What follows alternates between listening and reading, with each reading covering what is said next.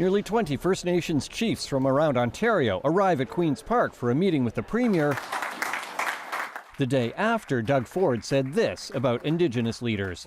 You can't just keep coming hat in hand all the time to the government. You got to be able to take care of yourselves. Ford is lashing out at First Nations who oppose Bill 5, the province's plan to fast-track major projects such as mines. I'm bending over backwards to make sure we take care of them, but it's a two-way street here.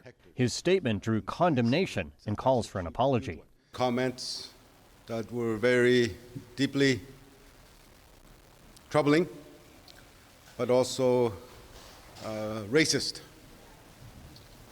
As First Nations, you know, we are not beggars. I was absolutely appalled. That's not the type of language that we would hope that a Premier of Ontario would say about First Nations leadership. Paints us out to be these like mooching, begging, like exploitative sort of people. Emerging from his meeting with the chiefs, Ford is contrite. I just want to say I sincerely apologize for my words, not only if it hurt all the chiefs in that room, but all First Nations.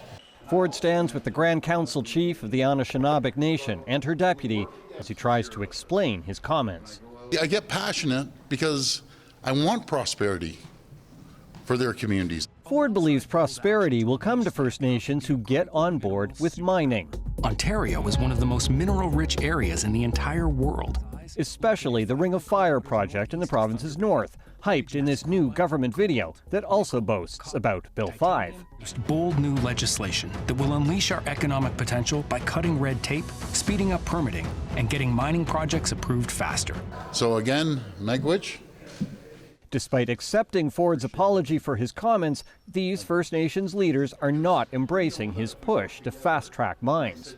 Our First Nations within the Anishinaabe Nation remain opposed to Bill 5. Ford says he will respect treaty rights and the duty to consult Indigenous people because he knows without First Nations consent, he won't be able to get all those critical minerals out of the ground. Mike Crawley, CBC News, Toronto.